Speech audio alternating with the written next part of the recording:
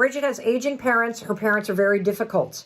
This breaks my heart, Mel. I don't know how to solve this problem. I'm the caretaker for my parents. I feel stressed and anxious because I believe that I'm not going to feel free or stress-free as long as it takes to take care of them. They're not getting better. That's a fact. How can I go through this without being so anxious about it all the time? So when you're in a situation like you are that is wildly stressful, but it's finite, meaning this is temporary. You just said it's a fact. Your parents are getting worse. Eventually they're going to die. We don't know how much time this is going to take, but we do know it's not going to go on forever. This is temporary. When you're in this situation, you've got one of three choices. You can either engage in magical thinking and try to convince yourself that somehow your parents are going to recover and they're going to die in their sleep. I do not like that choice, because it's not actually aligned with the facts, and it also requires something to happen outside of you, so you don't have any control. So that is a dumb thing, but you could do it. The second thing that you could do is, if you can afford it, you could replace yourself in the situation. You could hire somebody to do the job that you're doing. You could cajole your family members to help you and support you through that. That's a choice that you have. Or there's the third thing. You can change your attitude about what's happening. And this is where you need to focus. Because if you're resisting this, if you're anxious about it, if you're stressed about it, if you're gripped about it, you're going to torture yourself as you go through something. And you don't need to do that. If you're the only person that's caring for declining, aging, very stressful parents, you got to make sure you take care of yourself. You need to make sure that you are doing some kind of mindfulness practice. And personally, I would outsource it. I would get some audiobooks to listen to, or the Calm app, or one of these other meditation apps that you listen to as you're commuting back and forth to your parents, or as you're driving them places, or as you're in the kitchen cooking, that you're listening to something that is calming your mind. I want you to institute some kind of very small self-care something right now that is a daily practice, that becomes a daily ritual. It's just something you're doing for you. It could be as simple as taking a walk around the block in the morning in silence. It could be pouring a glass of wine at night and stepping outside and staring at the stars. It could be setting a timer at 3:45 in the afternoon and pouring yourself a cup of tea and taking 15 minutes for yourself. But you must put something in place every single day that acts as a grounding moment, that grounds you back in your body, that grounds you back into your life, and that gives you a moment to exhale. You just accept where things are and start working on your attitude. You remind yourself that this is temporary. Practice mindfulness by listening to meditation apps, and you find one simple ritual to do every day for you. And that is how you are going to weather this storm. Because that's the only choice you got. You can suffer through it, or you can support yourself through it. But either way, honey, you're going to have to go through it. This is how you manifest properly, by the way. Right here. You have to visualize in your mind writing the check and feeling the pain in your legs of uncertainty. You have to visualize in your mind sitting in that plane seat, flying to a conference, feeling the pit in your stomach, being worried about whether or not anyone's going to take you seriously because there's all these big podcasters there. You need to feel your chest contract and squeeze in as you walk up to somebody that you deeply admire and you start a conversation, or you walk up to an event organizer and say, I'd like to apply to be on a panel next year. How do I do that? And your chest gets really tight because you feel like you don't belong there because you don't have the numbers yet, or whatever your stupid story is. When you picture that in your mind and you feel the negative sensation in your body, you are doing resistance training. This is how you align your mind, body, and spirit to not resist the hard stuff. Here's a cool fact about your brain. Your brain doesn't know the difference between you actually spending the money, buying the plane ticket, getting on the plane and flying to that event, or you imagining it in your mind. And when you run through the hard things that you're avoiding in your mind and you allow yourself to feel the negative sensation in your body, you are training and mentally rehearsing the exact same way Olympic athletes do with the 9 sports psychologists that the U.S. Olympic team has to help our athletes prepare. You are mentally rehearsing before the actual event so that your mind and your body are trained to anticipate and push right on through all the stuff that's scary because you've already rehearsed it. That's how you use manifesting to help you do the work to get what you want. Wow. I'm so grateful that we kind of brought that up and that you helped walk me through this. What did you get out of that? Well, I became aware of not only what I need to do, but like what's the fear that's attached to it. What is the fear? Well, the fear is always going to be uncertainty or scarcity, because I think the one thing that's been beneficial to me in my life is that I've always had my back against the wall, from being somebody who was a convicted felon in jail, not growing up with a ton of money, that sort of thing, where I've always been forced to just hustle, work, where I'm used to this kind of situation. But on the flip side, the negative is I'm so used to being stressed because I grew up in a stressful environment. I put myself in a stressful environment from selling drugs and doing drugs for a majority of my life when I was younger, so that a lot of times now I've had to become aware of when I'm creating more stress around something that's a good thing instead of something that I would have seen back in the day as something that was bad or whatever. Can I unpack that? Sure. So you just said that you realize that you're used to having your back up against the wall. That having been a kid that grew up in a very chaotic household, who then turned to dealing drugs, who then got arrested and was convicted as a felon and served time behind bars, all of which I'm very familiar with because I used to be a public defender in Manhattan. So I have not served time, but I have represented people accused of crimes and who have committed crimes and who have served time for a large part of my career. And one of the things that I want to point out is that you were attracted to the chaos of selling drugs because it's all you knew as a kid in your home and it felt familiar. And this is why it can be really challenging to break old patterns. And that's because patterns are familiar.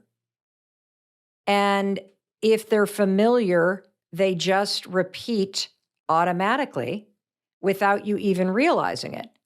And so here you are now. How many years have you been out of jail? Gosh, so December 26th just marked 13 years. So 13 years. On December 26th, it was 13 years since you were released from federal prison. Amazing. Or county jail, yeah. But okay, well, county jail. Yeah. It's still a felony conviction. Yep. 13 years, you're behind bars. You have turned your entire life around, but there is one pattern that still runs your life. And the pattern that runs your life is chaos. And if you don't identify that chaos and friction and feeling on edge is what you're so familiar with, if you don't identify that now and recognize all the places in your business where you are creating chaos, creating friction, and putting yourself on edge, that pattern will keep you from living into your full potential. And so here's what I would do. I would make a list of every aspect of your daily life or business that creates chaos, that causes friction internally, or leaves you feeling on edge. And then I would do the work this year to put systems, people, process in place so that you create new patterns. I can relate to this so profoundly, not because I've served time behind bars, but because, like so many people, having stored trauma from being molested as a kid, when I was 9 years old, in my nervous system, I have lived my whole life from the age of 9 till about 46 when I first started understanding that this was stored trauma and understanding that my anxiety was largely due to the fact that when that happened to me at the age of 9, my nervous system went from calm and cool and resting to on edge, stressed out, fight or flight. And it probably never flipped off of that. My dominant pattern, Doug, is being busy and being on the run and being on the move, because if I can be 2 or 3 steps ahead of everybody else, I'm going to be safe. And so the thing that doesn't work in my life is that my whole business, up until very recently, was organized around a pattern that's Mel's running to catch a plane, Mel's running to do this, Mel's on the move. And I hated how it felt, but I had no idea how to stop being so busy and stop being on the run, because I equated being on the run with safety and with control. And it's the opposite. You see, these patterns that we develop when we're a kid made us feel safe when we were a kid because they were familiar. But now that they're an adult, they're screwing up our lives. And so I have gone through the same exercise very recently. What are all the things in my business and that I'm doing in my day-to-day life that I hate? What are the things that cause friction? Where are there, where is this behavior making me miserable? And now I am going to work with removing all the friction, removing all the busyness. And I'm going to tell you first of all, what are you getting out of me sharing this?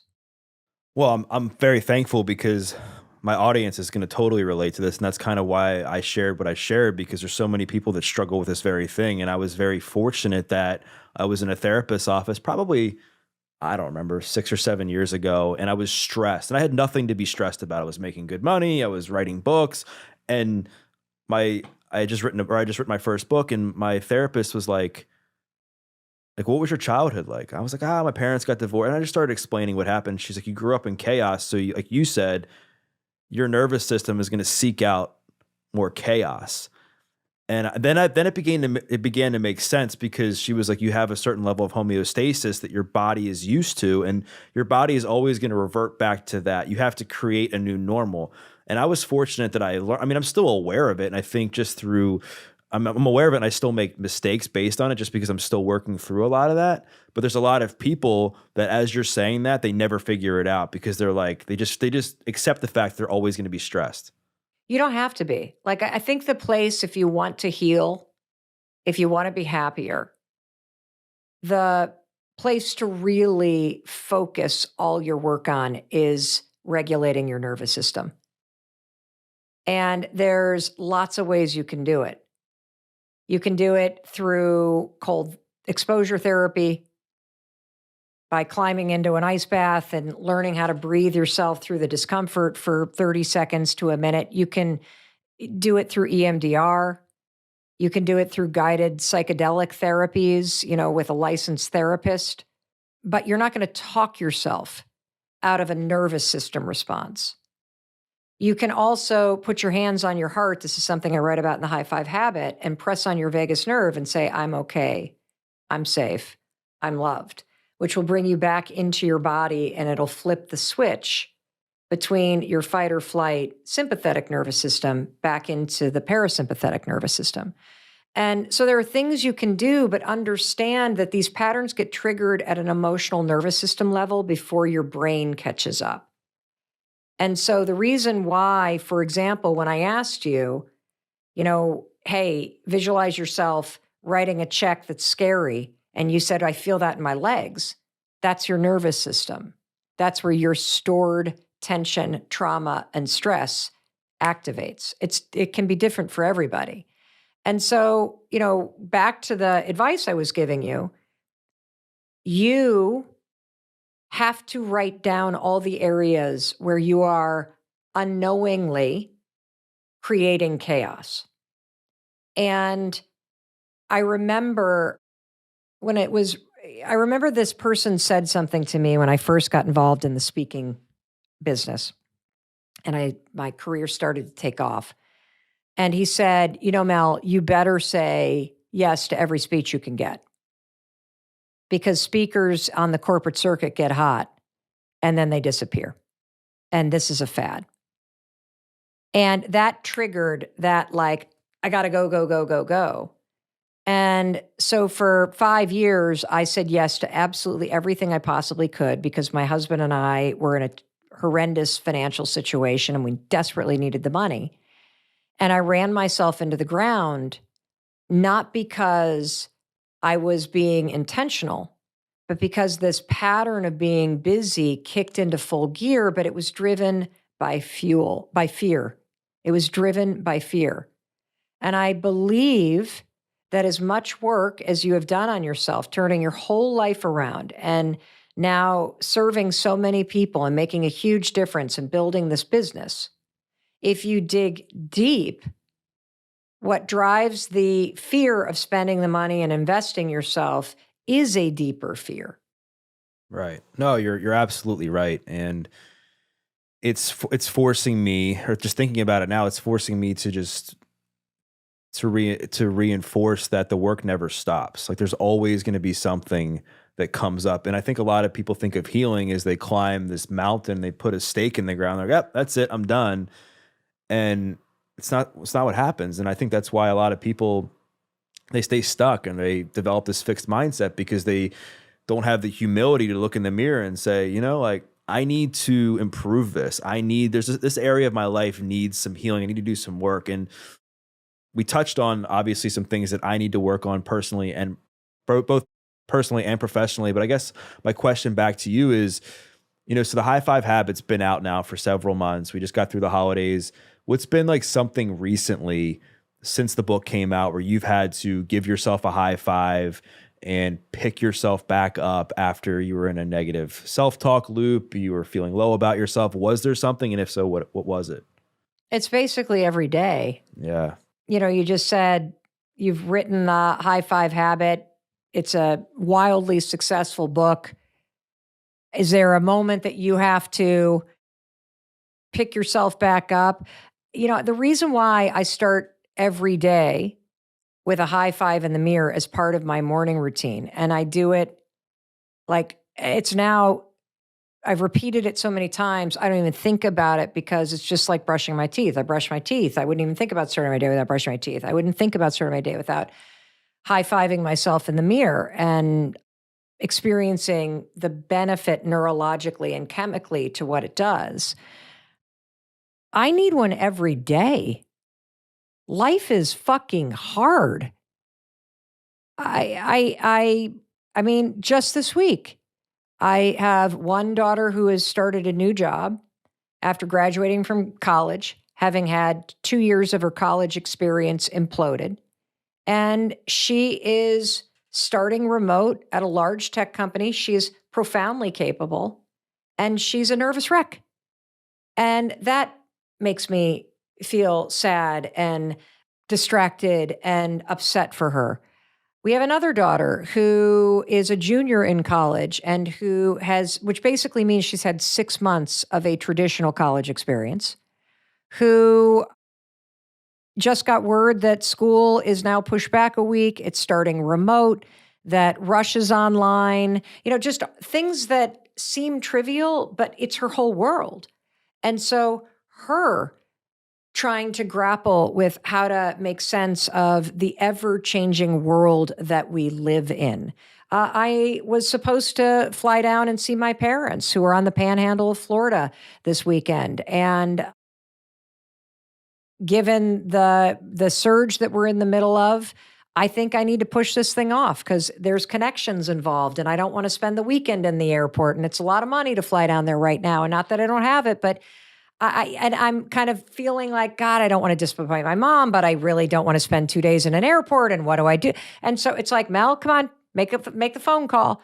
Every single day, life is going to throw situations, emotions, distractions, stuff at you that you can't control.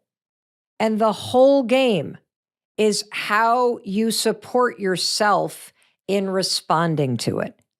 And so I have developed the skill of being so in tune with my nervous system. And when I'm kind of in my body and feeling comfortable in my own skin, and when I am triggered and I go on edge. And the second I feel myself go on edge, I have a skill of putting myself in pause, 5, 4, 3, 2, 1, and checking in with myself and getting aware of what is going on. And let's take the example of why, the high five helped this morning of feeling on edge about calling my parents, who we haven't seen since end of September, and saying, I think we should push this off 3 weeks. It's my mother's birthday. I deeply miss them. I want to see them. And I know in my heart the right decision is to push this off a couple weeks. And yet I still feel the emotional trigger. Am I going to disappoint somebody? Does that mean I'm a bad daughter? Am I a selfish jerk for doing this? All of which could either settle in and put me on edge all day, or I could recognize that's what happens and go 5, 4, 3, 2, 1. I'm not thinking about that. I'm going to do what works and what feels right for me. I know I'm a good daughter, and I know that this is the right decision, and my mom and dad can have their reaction. And when I see them 3 weeks from now, when there are less flight delays and the weather is better and I have more time to spend with them, we won't even remember the moment I made the phone call and said.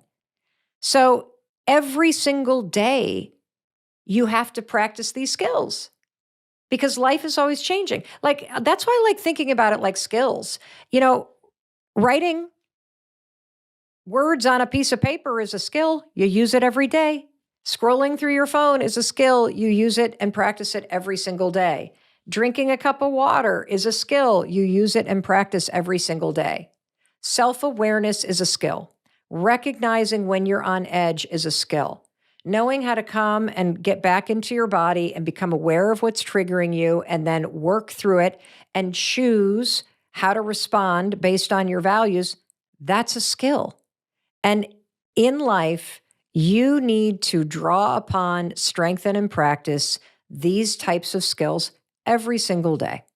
So beautifully said. And thank you so much for opening up and sharing that. Because I think that's something that a lot of people, especially the last few years, have struggled with. It's people pleasing, right? Like being afraid of doing the right thing for themselves because they fear it's going to hurt somebody else. And then also regulating yourself and not creating more stress in your life, which then, you and I have both struggled with coping with substances, to help numb anxiety, stress, and that's not good either. And there's a lot of people that do that. So if you were to say you had like one or two things other than the 5-second rule that when you're feeling emotionally charged, you give yourself the 5, 4, 3, 2, 1, and then you do something to kind of get your body back to some sort of stability, like what would those things be? Okay, so in a moment of stress, what are the top tools that you can use? I can think of a number of them. You already mentioned the first one. So the first one is the 5-second rule. Simply counting backwards, 5, 4, 3, 2, 1, interrupts your nervous system response and it interrupts the racing thoughts. And it gives you just a moment where you can choose what you do next. And so you could count backwards 5, 4, 3, 2, 1 and take an action to respond. Or what I often do is I count backwards 5, 4, 3, 2, 1 to stop the racing in my mind and to stop my heart from taking off in terms of flooding my body, with adrenaline and cortisol and all this. 5, 4, 3, 2, 1. And I put myself in pause. I take a deep breath and I just do nothing for a minute. Deciding not to react is a powerful way to react. Gathering yourself is a power move. And so that's number one. The second thing that you can do in moments where you get triggered or stressed or you feel the emotional wave come on, get outside, put your phone in your back pocket, preferably turn it off, and take a walk. Simply getting outside for 10 minutes will slow your breathing down. It will raise your gaze and attention on something other than the whatever situation train wreck that just happened, or the phone call you need to make, or the text you just got. A 10-minute walk outside will work wonders in settling your mind and your body. A third thing that you can do is you can get out a blank piece of paper and you can do what I call a brain dump. Get all that crap that you're thinking out of your mind and just write and write and write, just as if you are barfing after a big night of drinking. Just barf it all out on a piece of paper. Get it out of your head. And as you stop writing, ask yourself anything else and just keep writing. And it'll just be a mishmash of stuff, but eventually you'll get it out of your head and your body and you will calm down. A fourth thing that you can do, if you have a bathtub, you can draw a bath, and soaking in a hot tub will stimulate your vagus nerve and it will settle your body. A fifth thing that you could do is you can run a cold shower and step into a cold shower. Let me tell you something. I don't care how horrible that text was that your ex just sent you. If you step into a cold shower, it is so shocking that the only thing that your brain and your nervous system will pay attention to is the cold shower. Get in there and stand in there for 30 seconds to a minute and breathe through it. And something miraculous will happen. You will literally feel a flood wash over your body. Those are 5 free things that you can do that will help you take control in a moment where life has triggered you and made you scared or anxious or freaked out or whatever. Today, we're talking about the importance of building emotional resilience and why it is so important. And I found this quote. I want to read it to you because I want to get it right. I found this quote that most kids are going to remember how their family home felt during the coronavirus panic more than anything specific about the virus. And that's why how you respond is critical right now, because your kids, your family members, they're watching you, and from you, they are learning how to respond to stress and uncertainty. So I want to teach you how to wire yourself and your kids for resilience today and not panic. And this is critical. And you're going to hear me say over and over again that, you may feel alone, but you're not alone. You may be worried that society's not prepared for this, but you can prepare yourself for this. And you're also going to hear me say that this is an enormous opportunity for you to learn the skills of positive thinking, for you to learn the skills of having a calm mind, for you to learn the skills of how you take control when the world around you is swirling in panic and uncertainty. This, in a very weird way, is a gift that I want you to open and I want you to savor. Because before you know it, regardless of what everybody says, this will be over and life is going to go back to a different routine. And so you've got a chance right now to practice something that you haven't had a chance to practice in your life. And I'm going to be there staying connected with you to ground you and to give you the tools to do that. Come on in. Here comes the birthday boy. So before we get to you, let's get to Oakley.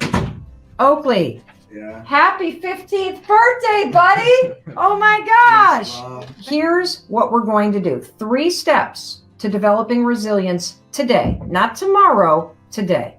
Number 1, you got to accept where you are and the fact that things are not going to change for a while, and actually accept the fact that it's going to get worse for a little bit until we can start to flatten this curve out. Okay. So you got to accept that you're stuck at home. You got to accept that you're a little annoyed. You got to accept that your teenagers are angry at you because everything just got canceled. You got to accept that you feel a little bit sad. I feel sad.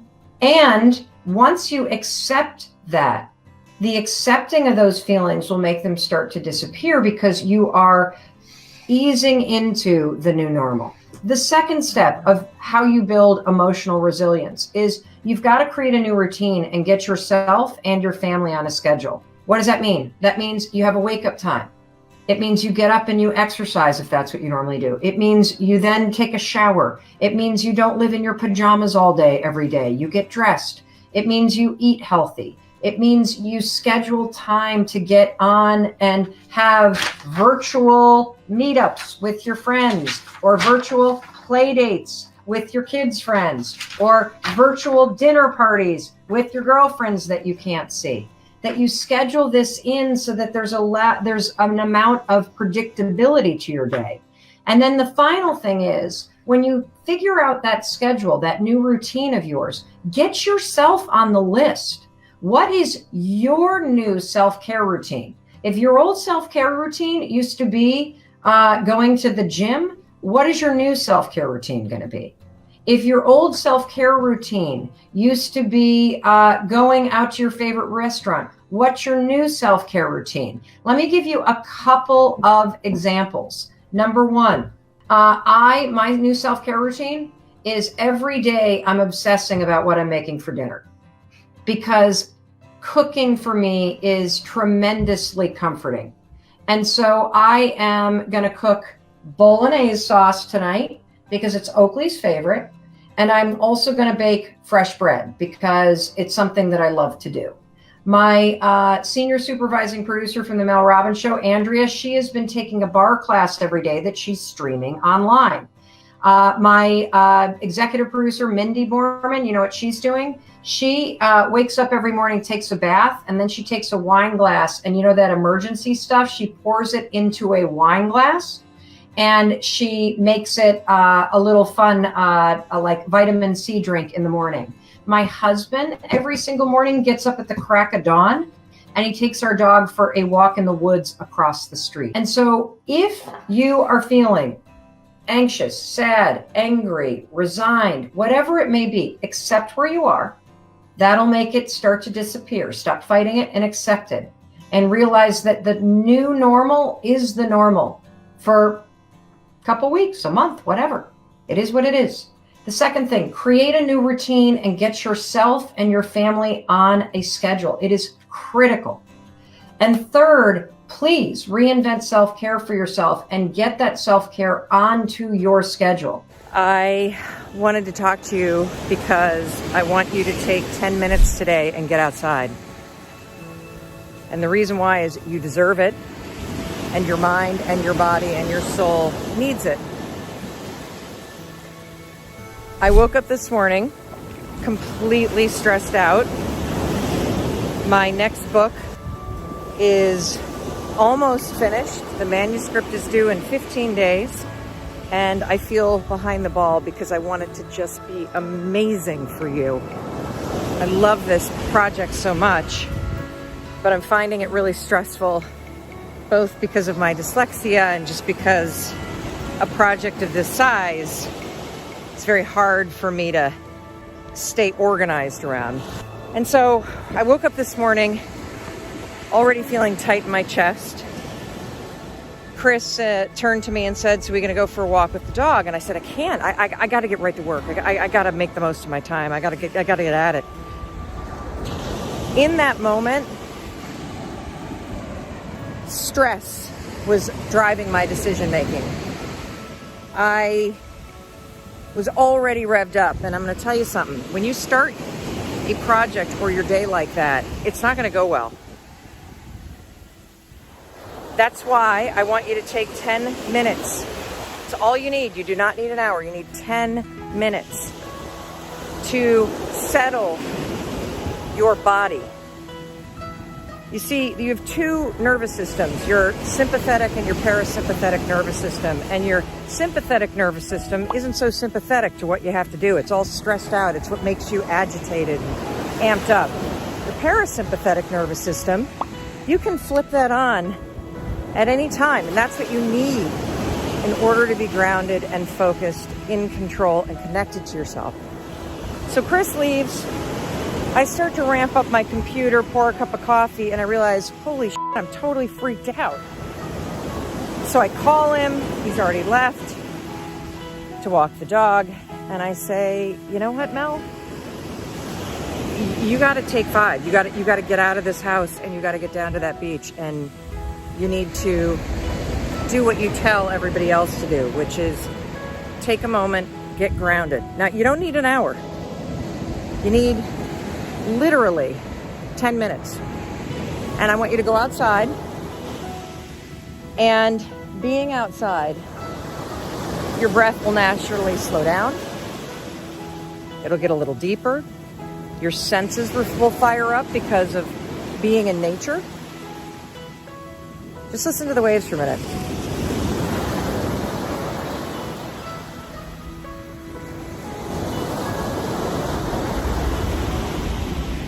Beautiful, isn't it? Worries, stress, or anxiety about money affects your life.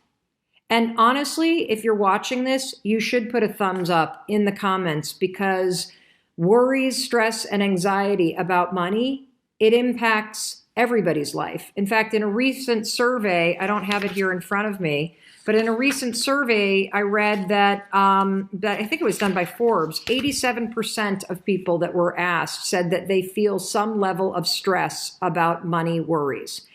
Now, I'm going to talk to you about how to deal with money worries, but I want to draw a line in the sand real quick about what kind of money worries I'm talking about and what kind I'm not. If you are in a situation right now that is acute, you have no money, you are unemployed, and you've run out of money. You work for the government and you haven't gotten your paycheck last week, and it doesn't look like you're getting one this week. And frankly, it's totally unacceptable that this is happening. And you're starting to panic because you are running out of money. And like most people, at least in the United States, you're one paycheck away from not being able to pay your bills. That was me 10 years ago. If that's you, you don't have money worries, you have a money problem. And the only thing that will solve the very real problem that you have is taking action and being super proactive, even though you're scared right now and you're frustrated right now, being super proactive to get the help that you need, to get the services that you need. If you need to go to a food pantry, do not let pride get in your way. One of the things that happens when people have money problems is that they are so confronted by the problem and the reality of the situation that they avoid dealing with it, because facing it head on and realizing that you got to call family members for help right now because it's that scary. You got to go to the daycare center and say, hey, you know I'm good for the money. I know you're a small business, but my God, until I get paid next, can you cut me some slack and let my daughter still go to school at daycare here so that I can show up at work at the airport or show up at the military? So, you need to face it head on if you have money problems. Okay? Got it? Good. Because that's the only way that money problems actually get fixed, is when you get proactive and instead of being scared and avoiding the situation, you hit it head on and you have those hard conversations with yourself and you start reaching out and asking for help. In this training, what I want to talk about is I want to talk about the money anxiety that most of us struggle with. And that's the habit that you have, your default mode of thinking about money that stresses you out. You have a job, you're getting a paycheck, you're making the ends meet, and you worry about it all the time. You go into work and you want to ask for a raise, but you're so worried about your worth that you convince yourself you don't deserve the money, so you don't ask for it. That it's your mental relationship to money itself and how you feel about yourself and your own self-worth and how that mindset impacts how you behave and how you think about money. That is what we're talking about in this training. And so there's a couple things that I want to call your attention to. Number one, and I will tell you what videos I want you to watch. Any thinking pattern that you have that doesn't serve you can be changed. And that's what you're learning in Mindset Reset. And if you have a negative thinking pattern about money, that is a thinking pattern that you want to change. Because when you change how you think about money, whether or not you deserve it, whether or not if you work hard you'll make it, whether or not it's going to turn out for you, whether or not you're disciplined about what you spend your money on, and whether or not you save it. If you change how you think about money, you'll make a hell of a lot more of it. I'm going to tell you that right now. And so if there's an area of your life that you really want to take a deliberate look at, it's how does money trigger you to think? And how does your personal psychology and your default mindset trigger you to think about money and whether or not you deserve it? And whether, I know so many of you think, how many of you think I'm not good with money? I had that story for a long time. I'm just not good with money. And that default way of thinking, it's not surprising you're taking Mindset Reset. If you think you're not good about money, guess what? You won't be. If you think it, you will behave consistently with it. That's how this works, which is why we want to change how you think so that you change how you behave. So here's a couple things about your mindset related to money. It's like your mindset related to anything else. It's just that money is a huge trigger for most of us. There's two kinds of worries, and we've already covered this, and I'm going to refer you back to the video about this. You're going to go back to videos 13 and video 14 on this, okay? And so there's only two kinds of worries. Video 13, video 14. I want you to look at this. Two kinds of worries. There's productive worrying and there's destructive worrying. Too many of you worry about money and it is destructive.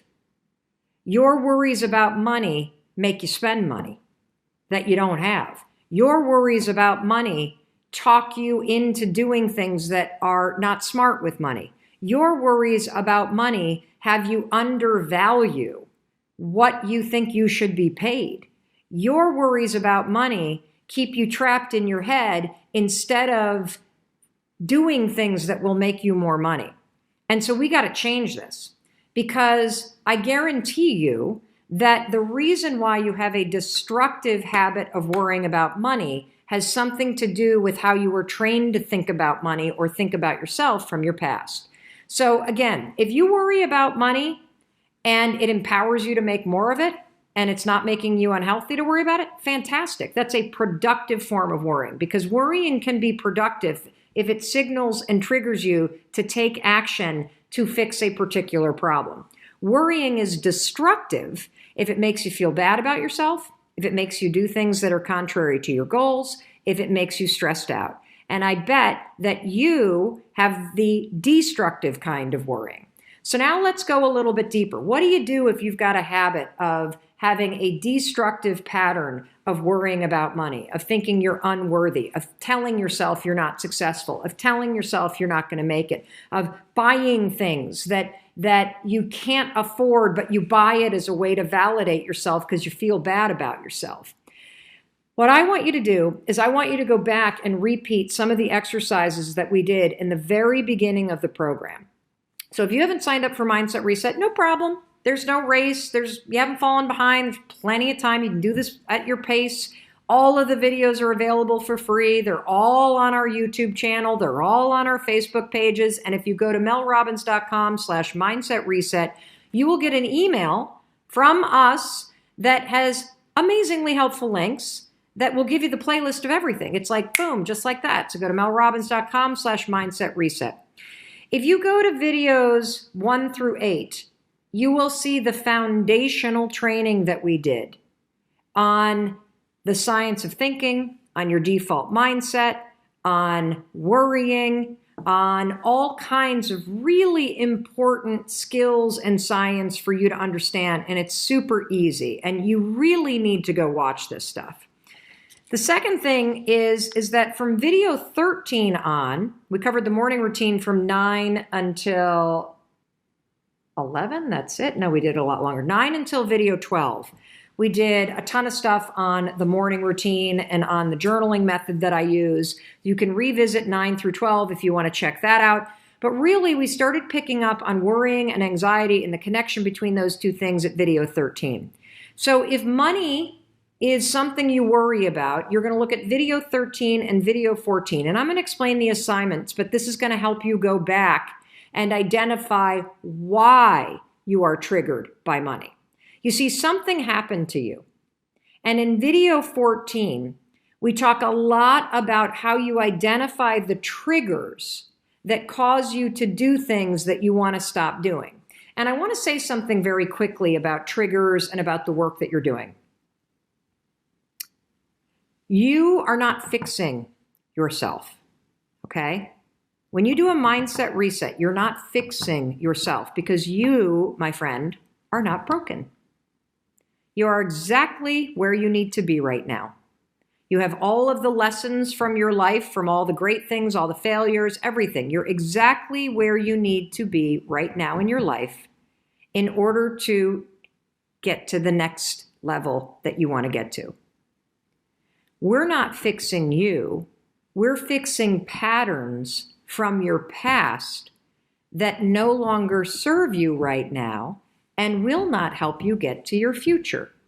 So what we want to fix and change is we want to fix and change the patterns that get triggered by your past that aren't going to help you get to your future. And so if you look at video 13 and you look at video 14, I walk you through some exercises where you go through your day and you identify all the things that trigger you related to, and in this case, it's going to be money. So what I want you to do today or tomorrow, whenever you have time, is I want you to wake up after you do your morning routine, and I want you to go through your day and notice all day long what triggers you to worry or make yourself wrong or think about in a negative way money. What is it? Is it the price of coffee and telling yourself you shouldn't do it? Is it looking at your paycheck? Is it checking your bank balance? Is it looking at things that, catching yourself looking at things you can't afford? What is it that triggers you? Is it seeing other people in expensive clothing and making yourself wrong? What about money triggers you? And then you're going to ask yourself the question that I already taught you to ask in videos 13 and 14. And that question is, don't say what's wrong with me about money. Why can't I make money? Don't ask yourself those questions, which are basically like punching yourself in the face. Ask yourself this question. What happened to me to make me believe that I'm not worth making money? What happened to me that made me believe that I'm not smart enough to be successful? What happened to me that makes me believe that I need to buy something in order to feel good about myself? Because there is a connection between something that happened to you and the association that it triggered with money. And we got to get to that pattern because that's the pattern that we need to fix. And when you start to work on the pattern, so being deliberate about not buying stuff that you don't need and coming up with something else that you're going to do instead to make yourself feel good, being deliberate about making a plan to go ask for that raise or making a plan every day to work on your multi-level marketing business or your side hustle project so that every day, instead of having yourself be triggered by money and the lack of money and the fact that you haven't made a sale yet, that you're actually in action, making things happen so that you do make the money. This is how you change the patterns around money that are triggered by your negative belief system and triggered by your self-doubt. So this is a first. It's 2:30 in the afternoon and I'm soaking in a hot bathtub. And the reason why I'm soaking in a hot bathtub is going to surprise you. I don't have the day off. I don't have a ton of time right now. I'm in the middle of my workday, and I'm not dirty. I'm stressed. I'm having the kind of day where I have a ton of deadlines and I have calls stacked on top of each other, and I could feel my whole nervous system ratcheting up, and I could feel myself getting in the go, go, go, go, go, go, go mode.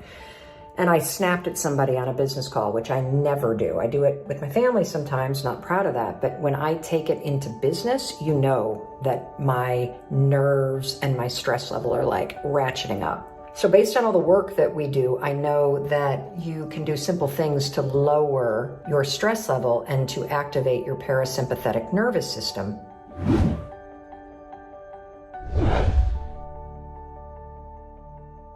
And there are 2 simple tricks that do it.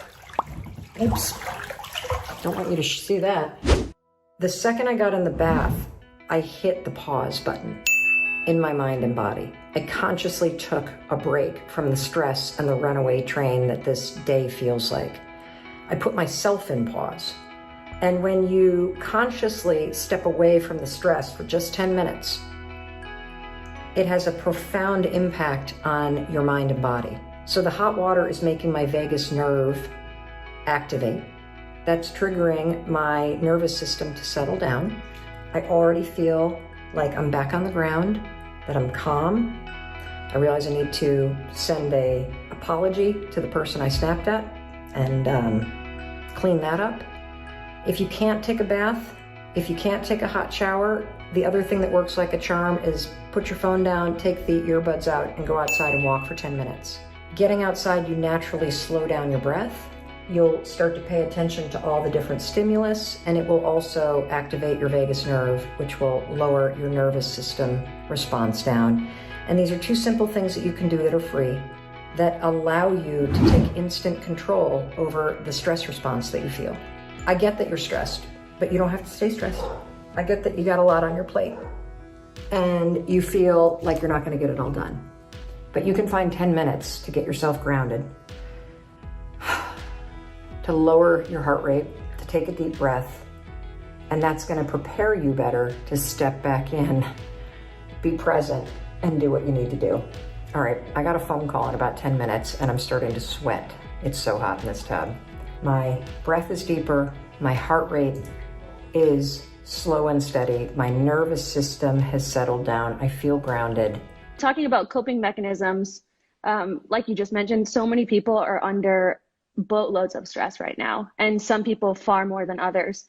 You talk about so many things that we're facing right now. What kind of guidance would you give to people who are struggling to cope in healthy ways?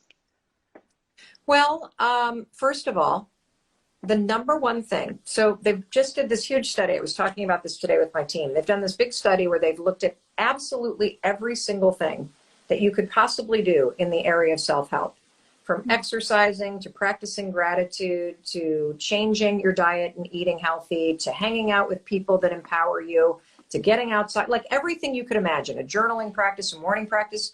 The number one thing that makes a positive difference in your life, particularly in times of stress, number one thing, everybody. And it's also, ironically, the one thing we do the least, and that is being kind to yourself. So many of us are so busy drinking the kale smoothies and trying to move our bodies and doing all the stuff, but we're missing the most important thing, which is being kind to yourself. And so if I could say anything, one of the kindest things that you could do to yourself in this moment of time is to lower or change your expectations in terms of how you're showing up. And by changing your expectations, what I want you to do is I want you to accept the fact that this is a challenging moment in time. Accept the fact that you are in a state of fight or flight. Accept the fact that work is a lot harder because you're probably on a parade of video conference calls all day, so you don't even have time to get your work done. And so if you are piling on the same expectations that you had of yourself when you weren't having to deal with wearing a mask and being isolated and sanitizing everything and working remote and dealing with kids at home and being worried about people in your family that are immunocompromised, not to mention all of the stuff that we're seeing unfold with this very important fight for social justice here in the United States in particular, with the political season. You need to change your expectations and realize that right now is a moment in time where number one, your number one priority, be kind to yourself. Your second priority is take proactive steps every day, small. You know me, I am the queen of how little changes change everything. Little steps every day that address the stress in your body, okay? And we're going to give you some tools. And that's what Start Here is for. It's to give you some tools.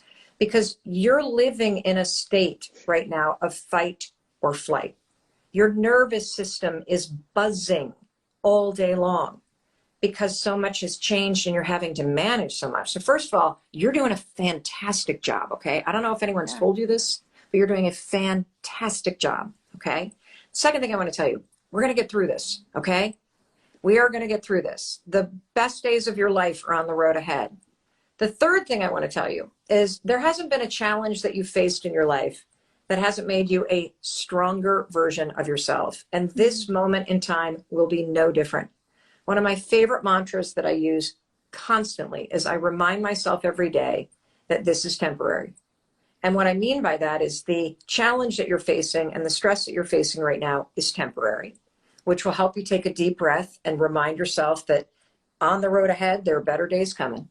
And the second reason why I love this idea of remind yourself that this is temporary is because right now, it is so important that you hold on to your dreams because life, after all, is temporary. And if this challenge is temporary, one of the things that will pull you through it, everybody, is dreams that are out there in front of you.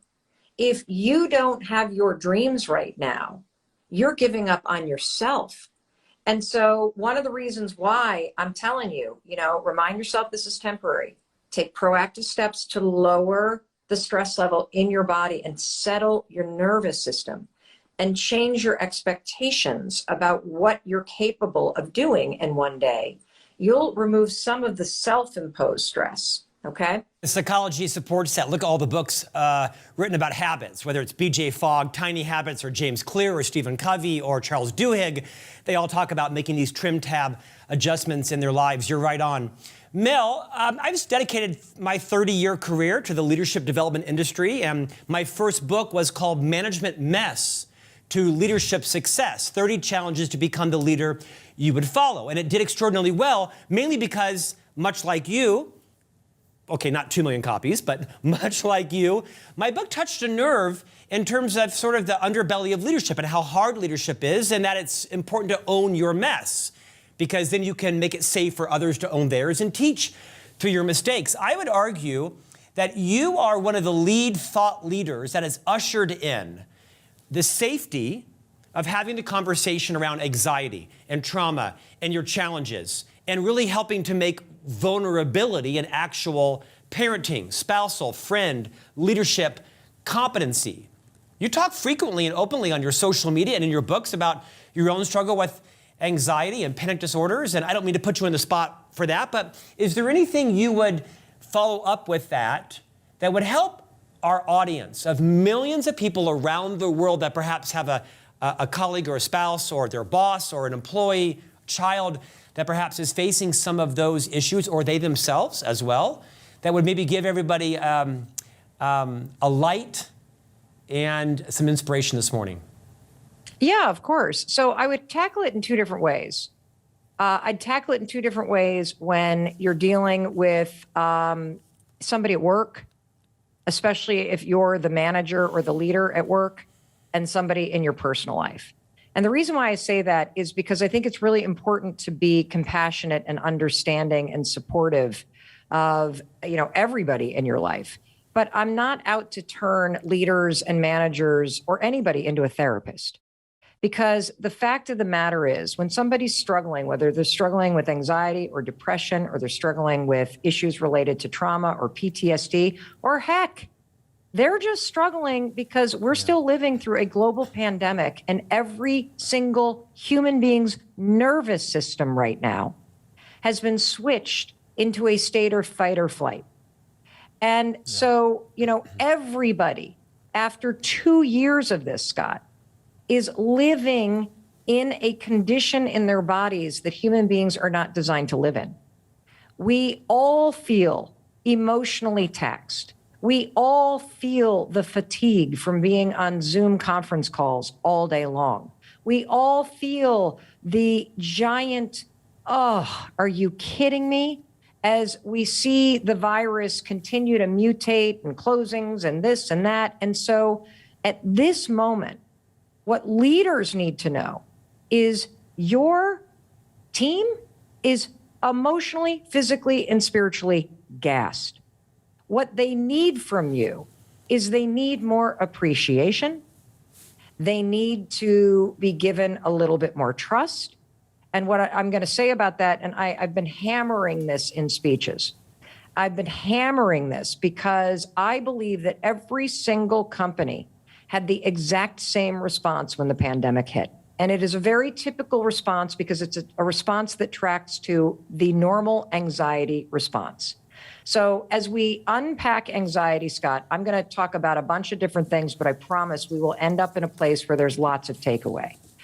So anxiety, first and foremost, everybody, it's a very important thing to have in life. Yes, you heard Mel Robbins say that. Anxiety is really important because all that anxiety is anxiety is an internal alarm system that is hardwired in your nervous system. And that alarm system has one job. The alarm system called anxiety has the job of making you pay attention. That's it. There is some kind of threat, some kind of uncertainty. When anxiety races through your body, you come alive and you go into a state of hyperfocus. Your nervous system switches into your sympathetic nervous system. You immediately go on edge. Your spidey senses come up. Your prefrontal cortex engages. Your heart starts to race. All of this, by the way, tied to evolution to keep you safe. Anxiety is a good thing when there is an actual threat. Yeah. So, for example, let's say, Scott, that you and I are driving down the road and we're chatting up a storm and we're driving, to go do a speech or whatever. And all of a sudden, out of nowhere, a semi truck cuts right into our lane and you have to swerve, right, to get out of the way. As that semi truck, Scott, cuts into our lane, what do you feel in your body? A rush of adrenaline, fear for my life. I need to take immediate control over my safety because that driver doesn't know I'm alive or he wouldn't have cut in my lane. Yeah, like immediately anxiety rips through your body, and anxiety is serving a purpose. It's sounding the alarm so that you stop talking to me and you pay attention. And all of a sudden your brain takes over, you swerve without even thinking about it, and your heart races, and all the blood runs to your major organs so that you can go into a state of hyperfocus. The reason why people feel nervous or anxious or excited before a test or before a speech is because you're going into a state of hyperfocus.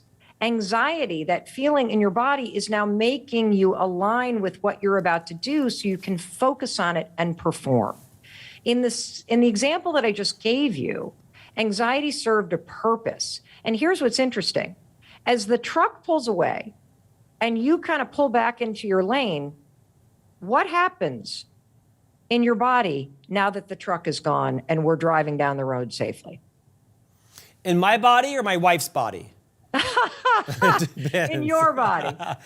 Well, in my body, I would, that anxiety probably stays for a little while, not for an hour, but probably, 45 seconds or so as I begin to calm down and kind of put it into context, and we're safe, we're alive, it's not going to happen again probably immediately. So I probably recover pretty quickly, but there's a lingering effect. Yeah, and you're absolutely right about the 45 seconds because it is less than 90 seconds that most people switch from one emotional state to the other when there's intellectual context. So your body starts to slow down and it goes from the on-edge state, alert state, into what's called the parasympathetic state, which is your kind of rest and relaxed state, in about 90 seconds because your brain sees the truck leave and your brain goes, oh, no threat. The problem for people today, and this is true of everybody on your team, is that we have been living in a heightened state of uncertainty. And every single person on the planet, their nervous system right now is either flipped into the fight or flight mode of feeling on edge, or it's like a trigger, immediately flips into it. And so the normal things that somebody wouldn't stress out, they're super stressed out. And this is important to understand because I want you to, as a leader, to think about, first, let's talk about work. Assume that most people are at the end of their rope. They're trying the best that they can. They are burning the candle at both ends. They're having a hard time focusing and concentrating. And they're feeling uncertain and on edge. Because even if their work life is good, there's something going on with their kids at college. There's something going on with their kids in the high school. There's something going on with somebody in their family. And, you know, the spike in this sense of anxiety, the spike that we're seeing in terms of people's mental health is extraordinary. And I'm sure you're hearing the same thing from corporations that I'm hearing, which is that the number one concern that people have right now at the highest level in every single company, whether they're publicly traded or they're a small family business, is the well-being of their employees. And so one thing that you can do is, number one, you can encourage people to take time off. Number two, you can consciously, as a leader, make a strategic and intentional decision to move out of the mode that your company has been in for probably 2 years, because there are 3 phases to this pandemic that has impacted every corporation on the planet and every leader on the planet. Phase number 1 was life as it used to be, right? Because when the pandemic first hit, it was sort of like, oh my gosh, what's changing about life as it used to be? What life as it used to be? We're going to go back to the way life used to be. Phase number 2 was full-on crisis. Oh my gosh, we're in this. Yeah. And what you saw is an anxiety response from every single company on the planet because we had to. Everything got turned upside down. The rules got rewritten overnight. Everybody had to pivot and to innovate and to switch and to innovate. Like, it was incredible. And there was so much amazingness that came out of it.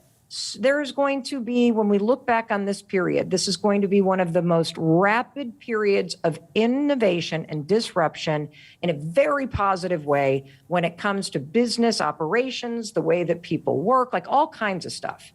But one of the disruptions that has been horrible for people is that companies immediately jumped to nonstop video conference calls. And what has happened for human beings who are working hybrid or working remote is that people feel like they need to always be online. And there are lots of companies that also still have a policy 2 years later that your camera is required to be on. This is a horrible thing to be doing to people. And the reason why it's a horrible thing to be doing to people is, number one, it communicates mistrust, which makes somebody who's already stressed out feel even worse. But number two, based on the brain science, here's what we know. If you're on a video conference call and you're staring at yourself, having to stare at yourself activates this part of your brain, Scott. When the prefrontal cortex is engaged, the rate at which you drain the fuel in your brain increases dramatically. The reason why it is so difficult for everybody to be productive right now, for everybody to focus, the reason why people feel more anxious, the reason why people feel more distracted, the reason why people feel like, my gosh, it's 1 o'clock in the afternoon and I feel like I need 3 martinis and a nap. Like I have 4 more hours for the rest of the day, or 10. The reason is because you are having to work in an environment that is triggering stress and anxiety and being on edge. Staring at yourself all day on camera is draining the fuel in your brain. And companies reacted so like panic mode that they haven't pulled back yet and stepped into phase 3 of the pandemic, which is, this is the new reality. Let's stop pretending there is some sort of milestone that is out in the future that's going to solve all this. And let's get strategic and let's get intentional about how we're going to work, because everything in the company can't be important or else nothing is. And every meeting can't be 50 people on a Zoom call because nobody can get work done. And we need to go back to getting intentional and strategic about what's important and going back to the basics of making sure people's weekly jobs are aligned with what matters. And we need to allow people and trust them to get their work done. That's one thing that you can do as a leader. Less Zoom calls, more appreciation, and cameras off. That's going to help people a ton when it comes to anxiety at work. The other thing that will help people a ton is triple down on appreciation. What I've figured out in researching the high five habit and having 145,000 people from 91 countries go through a 5-day online challenge that I led about the high five habit. In 5 days, Scott, not a single person reported that this high five habit didn't work. And what I've learned in researching the power of appreciation and developing habits of encouragement is that the most motivating force on the planet is to feel appreciated, to feel like somebody sees you and hears you and actually appreciates you. And I know that you talk about this a lot. People, and we're talking about the Great Resignation, right? And companies make the mistake of thinking that people are leaving organizations because they're looking for better compensation. That's not true. People leave organizations. There was a huge McKinsey study that proved this recently. They leave organizations because they don't feel valued or appreciated, and they don't feel like they belong. And so this should be a giant red flag for every leader out there. You've got the Great Resignation. You've got people really starting to think about what they value and what matters to them. You've got a hybrid work environment where it's going to take more intentionality to make people feel like they belong and to make sure that they feel appreciated. And so you've got to make sure that this is priority number one as you head into this next year, that the focus is on how do I make sure that people's work is getting recognized, that people feel visible, and that I am pointing out all the things they're doing right instead of harping on the thing that they're doing wrong. That is something that you can do that goes way beyond the corporate programs that people put in place. It's the basic blocking and tackling of making sure that everybody that reports to you feels appreciated by you. And it takes work. It takes a lot of work to build that as a muscle as a leader. You have this behavior pattern where you snap.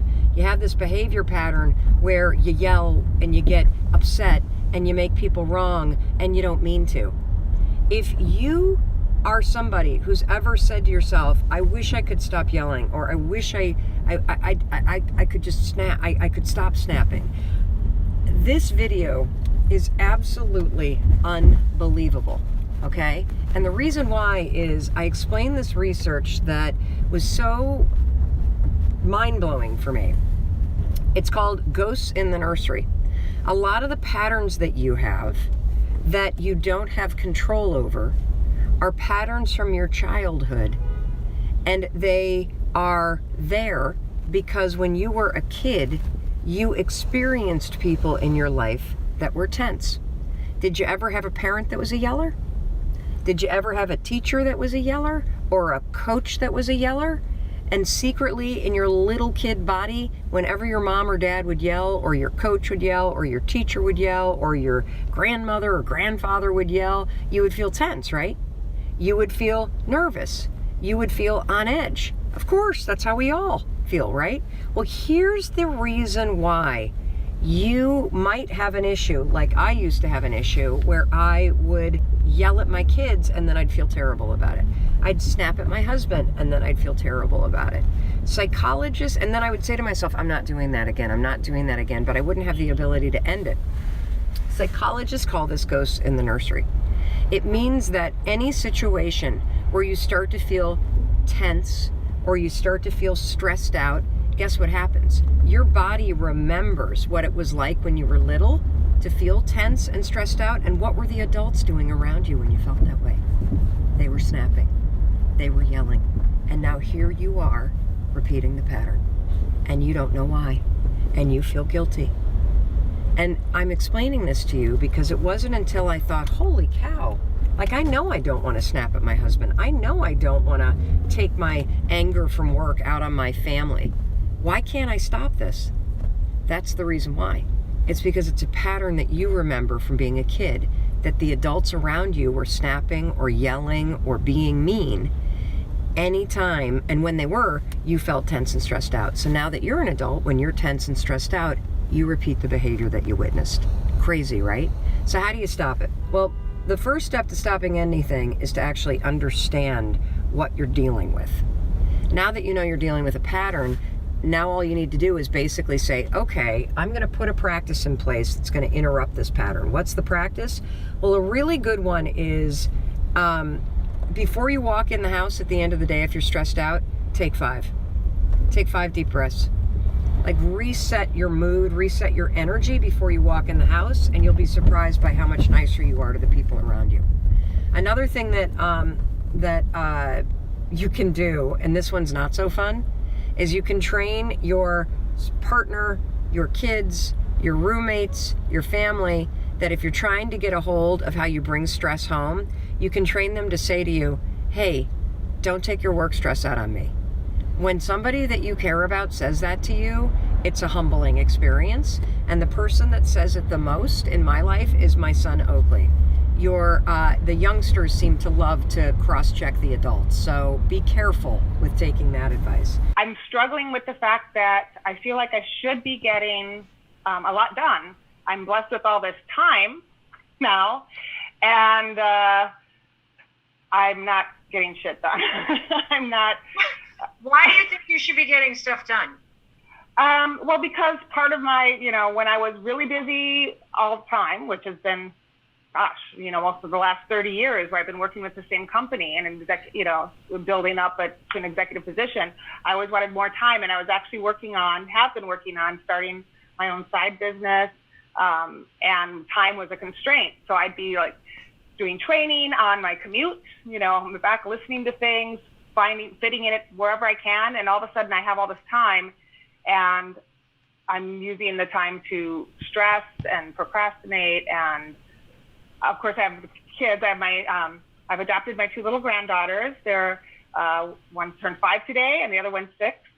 And so they're off of school. And, and that's. First of all, let me stop you there. Happy birthday to your granddaughter. And you said that you had a full-time job. Are you working right now? No, I was furloughed on March 20th.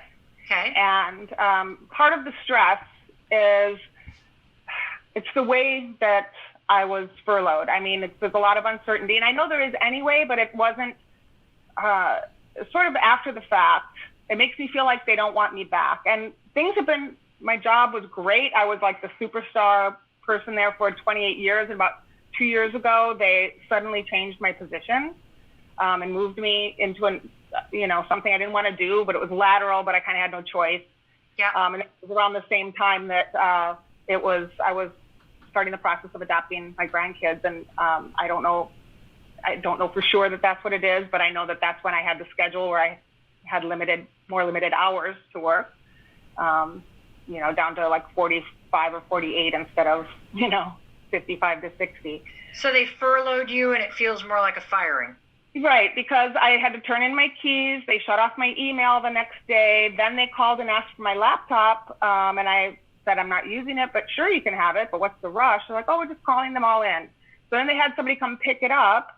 This was 5 days after I was furloughed or so, and they cleared out the rest of my office. I took 2 boxes with me when I left because they asked us to clear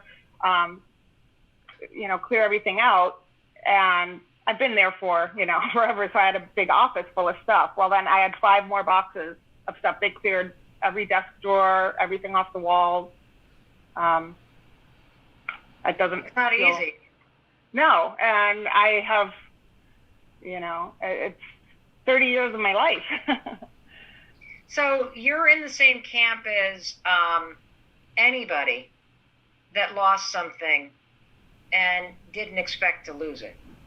whether it was the college graduation or the internship this summer or a 30-year job. Yeah. And so you've got, on one hand, the disruption, how discombobulating and surprising it is, how confusing it is. And we could sit here all day and make up stories about, well, they're just following protocol because gosh knows how long this is going to last. And they're probably Right. just being fiscally responsible. And it'd be a lot harder to get that laptop back 6 months from now if they have to close the whole thing down than to just do it all with everybody right now. Yep. Or it could be, hey, let's use this as a chance to get rid of people that we were wanting to get rid of anyway. I don't Right. have a clue. You don't have a clue. It is a total waste of time to sit and try to figure out what do we think is happening. And so what I want you to do instead is to focus on what you want to have happen now. Okay. Because let's assume you're not going back. Right. You are now the primary caregiver to a 6 and a 5-year-old.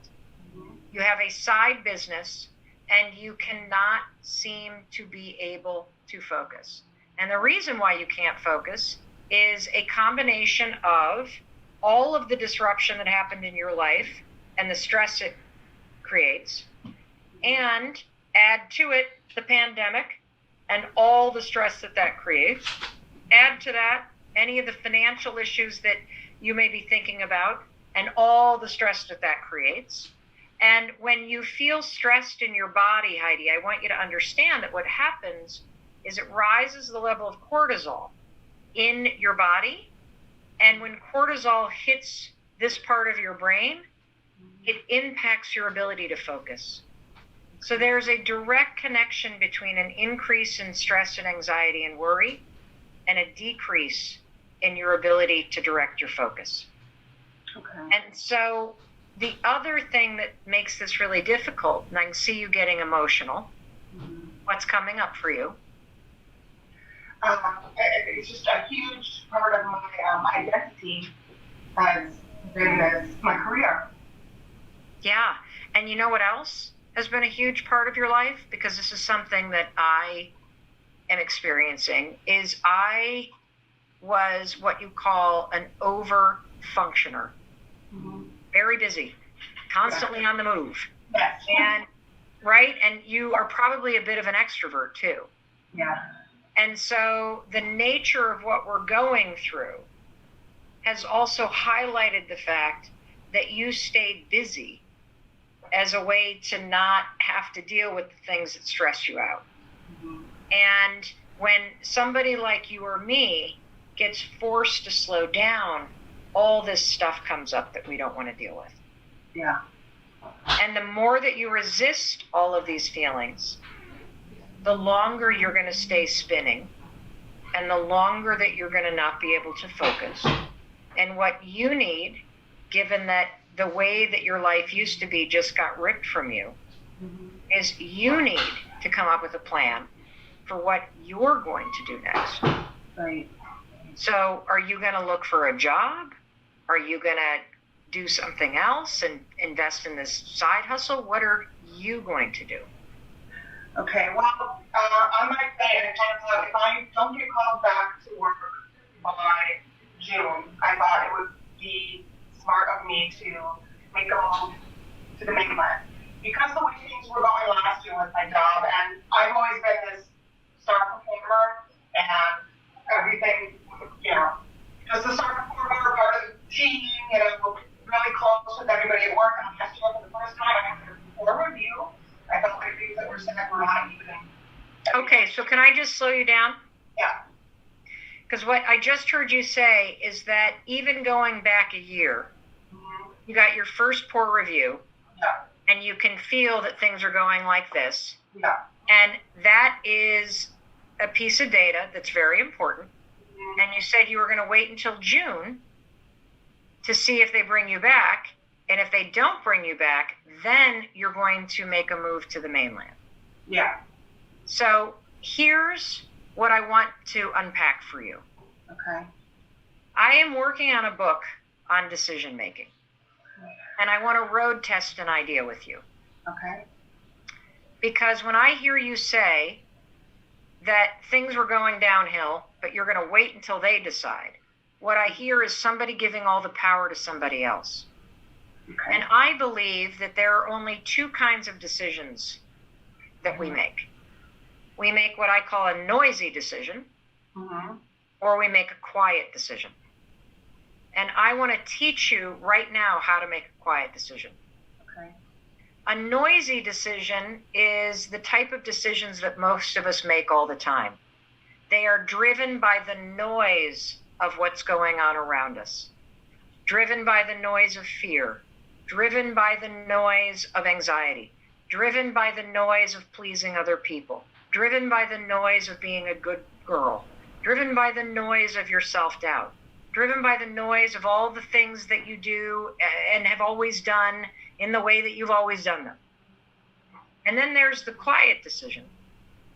And a quiet decision is one where you take a deep breath and you tune out all the fear and all the shit that everybody else is saying, and you go in here and you ask yourself, what do I want? And so let's do that right now. Okay. If you remove fear from the equation and you remove all of the noise and the doubt and overwhelm, everything you're feeling, don't worry about the how, don't worry about the when of whatever. I want you to just go right in here and get very quiet. Quiet enough so that you can hear your own voice for a second. What do you want?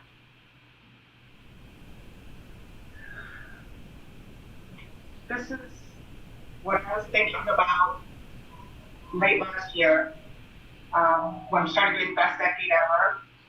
I started, thinking about that and things I wanted to come up with an e-commerce business. And I've been studying towards that because I want to have time freedom, especially at my age. I'm 55 and I have 2 little kids that I need to support and, all the way through that. I love that they keep me, I don't know what I can do without that right now. But, so I want to have flexibility and time freedom. And I did think about this when I actually bought a property in my hometown that I grew up in. I took out a loan for the down payment out of my retirement account. And so can I ask you a question? Because here's what I hear. I hear you saying you want to pursue this side business and that you want to move. Yes, it's hard to be quiet, but I think it's the best thing. Whenever okay, so listen. So when you tune out the noise and the fear, what do you want? Say it to me specifically without explaining why.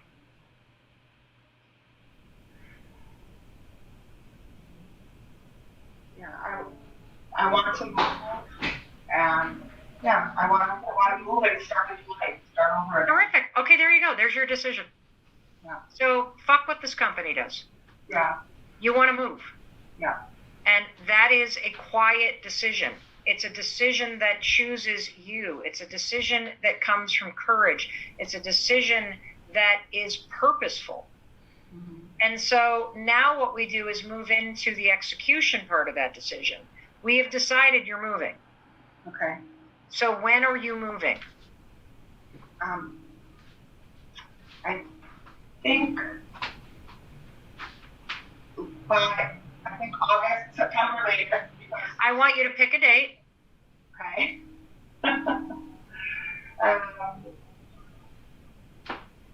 I'll just say August 31st. Terrific. August 31st, you're moving. Okay. You've just made a quiet decision. Now it's your job to figure out how to get it done and what steps to take when. Okay. What does it feel like right now to know that you've made a decision? In a way, it feels calm. In another way, I started writing, okay, I have to do this, that's coming up for me, but it's also like, calm. I've been leaning towards this decision, but I have people saying, well, you're not going to give up your job. That's the noise. Yeah. So other people are making a decision not to do it for you. That's why you got to tune out the noise and tune into what you're quietly telling yourself. Yeah. And so you have just made a decision. You're going to move. And all I invite you to do for the next 5 days, you don't have to do anything. You've already, I'm sure, applied for unemployment. I want you to just sit with this decision. I want you to start to get excited about the decision. And starting this weekend, you can start making a plan to make the decision happen. Does that make sense? Yes. You know, I always say you're one decision away from a different life. And that's because when you're swirling in uncertainty and self-doubt and confusion, one decision will cut through all of that noise that's keeping you stuck, and it will give you clarity, purpose, and confidence. And that's what you just did today. Hey, it's Mel. Thank you so much for being here. If you enjoyed that video, by God, please subscribe, because I don't want you to miss a thing. Thank you so much for being here. We've got so much amazing stuff coming. Thank you so much for sending this stuff to your friends and your family. I love you. We create these videos for you. So make sure you subscribe. Mwah.